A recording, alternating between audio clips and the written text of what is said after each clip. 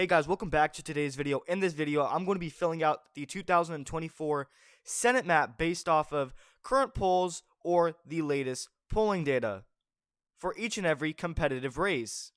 And we have a total of 8 toss-up states that we will be filling out in this video according to the polls alone. Nothing for this video is going to do with my actual prediction. This video specifically is going to be based off of the latest polls and the current polls for the 2024 Senate races. None of this has to do with my actual prediction. Become a member today. We have custom perks and custom emojis. Now back to the actual video. Senate race between the Republican likely nominee David McCormick, who will be facing off Democratic incumbent Bob Casey. And the most recent poll that we have come out of Pennsylvania's Senate race was from January 31st, which is about 3 days ago, just a few days ago. And this is the most recent one, which it has Bob Casey up by double digits. Yes, that is considered a safe margin of by 12 percentage points. Bob Casey defeats David McCormick with 47% to McCormick's 35%. This is a strong win for the Democratic Bob Casey. And I also expect Bob Casey to win by a pretty sizable margin, pretty comfortably, because David McCormick is just a terrible Republican nominee. So with that being said, I'm going to be filling in Pennsylvania's Senate race according to the polls on this map for 2024, safe Democrat for Bob Casey. Double digits, remember, is a safe margin. Now moving on to the next polls for the next state. Ohio's Senate race between Sherrod Brown and Moreno. Moreno is currently trailing Brown in this poll, which is the most recent one in the latest poll from Emerson College, by 2%. Brown holds a 2% lead of 39% to Moreno's 37 percentage points, meaning that the incumbent Sherrod Brown is nearly going to win this race by a lean margin. In my opinion, I think this race can go either way, because you have Moreno, who in my opinion is not going to be a good Republican nominee, even though he is on track to win the nomination, mainly due to Trump's endorsement of him. And I also do think that Sherrod Brown is a good candidate for the Democrats. But the main reason why I have Moreno barely pulling out the victory by a tilt margin of around a percentage point is because I just don't see the state of Ohio split their tickets. The state of Ohio to split the ticket because Donald Trump is on the ballot as well. So it's going to get high turnout for Sherrod Brown that Donald Trump is on the ballot, because it is during an election year. This is not a midterm. Remember, guys, 2024 Senate race is not in a midterm like it was in 2022. It's in the middle of a general election year, and I expect the same people to vote for Trump to vote for Moreno. And keep in mind, Trump should win by double digits.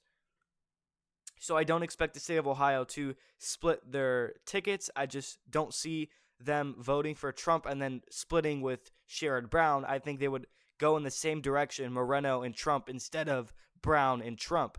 Either way, but I just don't see them split their tickets.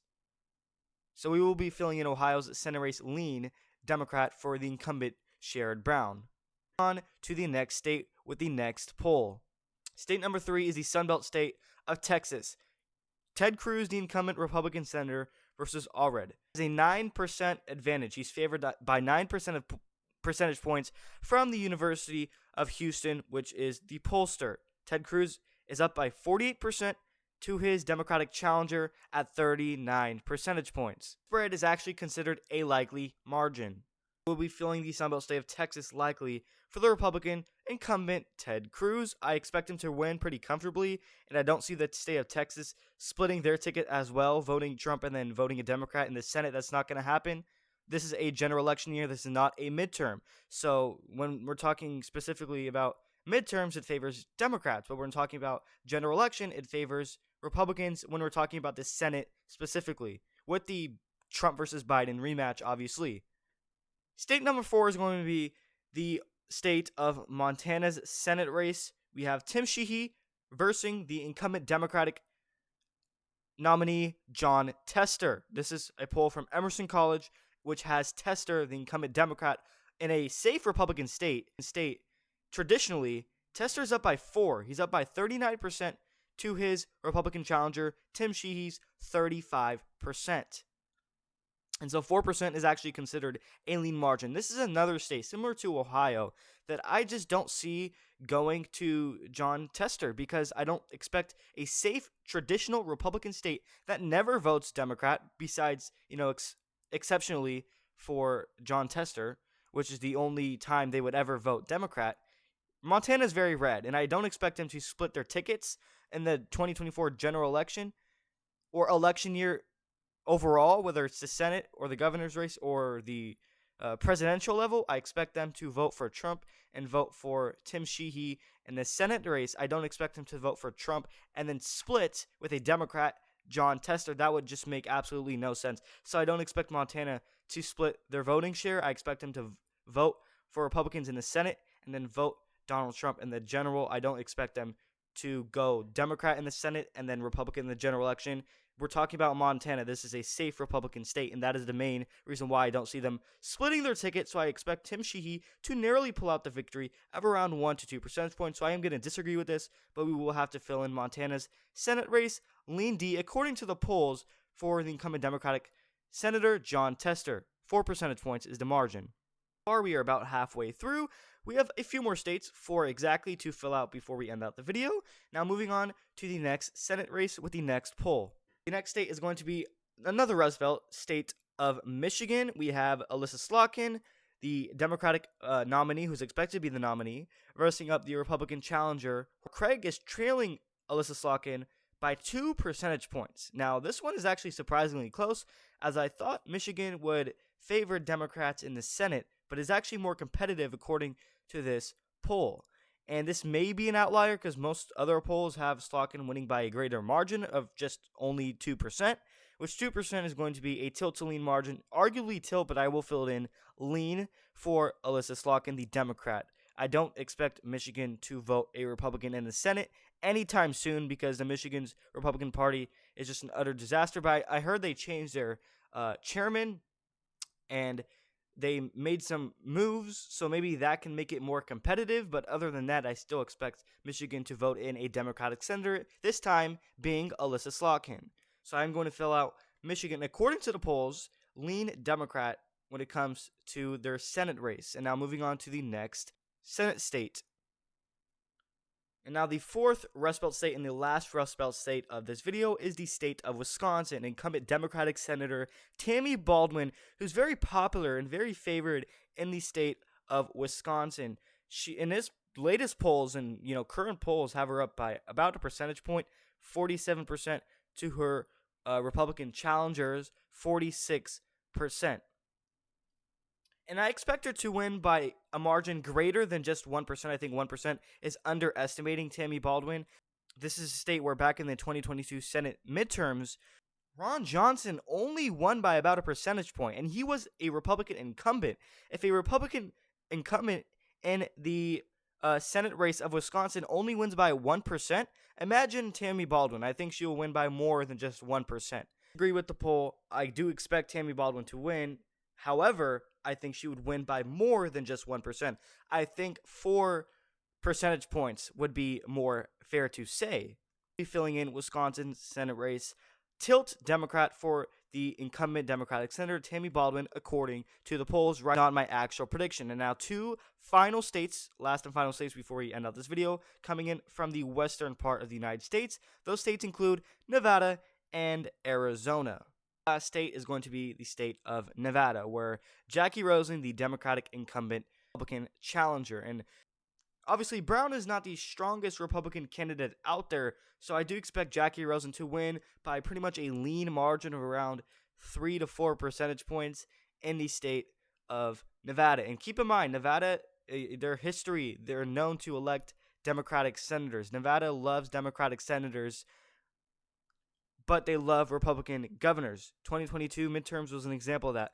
They elected a Democratic senator, Catherine Cortez Masto, but they split the ticket share and they voted in a Republican governor. So this time we're talking about the Senate race and not the governor's race. When it comes to Nevada's Senate race, they typically vote in, they favor Democrats. So I expect Jackie Rosen to win by a lean margin, but in this case, she does win by a lean margin according to these averages. She's up by 1, she's up by 5.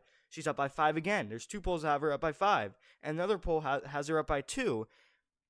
So this is going to be a lean margin. So I actually pretty much agree with this.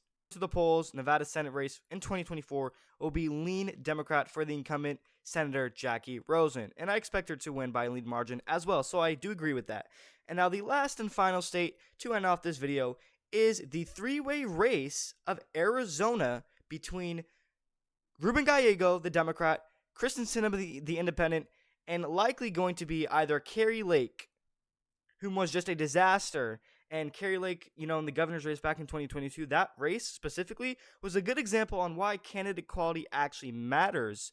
And Donald Trump needs to be more careful choosing his candidates, which could actually hurt Republicans this come November of 2024. They need to be careful when they choose their candidates because candidate quality does matter, and the 2022 midterms was a great example of that. Pennsylvania Senate race was another example with Dr. Oz. Get better at choosing their actual nominees when it comes to the Senate race specifically. But will they repeat the same mistake? I don't think so, because this is a general election year and this is not a midterm, which means Donald Trump is on the ballot, which would help Republicans in the Senate. So the last state is going to be Arizona, which has Ruben Gallego, the Democratic, 4 percentage points. 4%.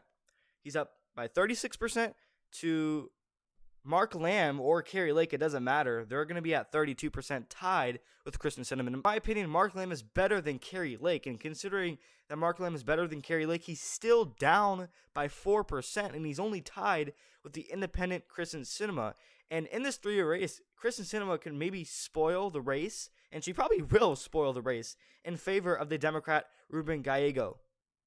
So I do think it could get a little bit closer, maybe within 2 percentage points. I think 4 maybe a little bit too much. But, I mean, either way, I do expect Arizona's Senate race to go Democrat. They've elected Mark Kelly 3 straight times in a row.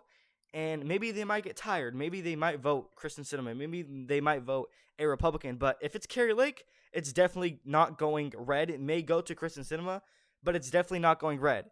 And it might just help Ruben Gallego. So I do think Arizona will vote in Ruben Gallego. But according to the polls, it's going to be by a lean margin of 4 percentage points in this 3-way race. Ladies and gentlemen, this is the finalized 2024 Senate map based off of current polls and the latest polls. It's currently at a 50-50 tie, and the tiebreaker will depend on whomever is elected president, whether it's Trump or Biden. So the vice president will be the tiebreaker, according to the polls. And obviously, this is not my prediction. I actually have the Republicans winning instead of a tie.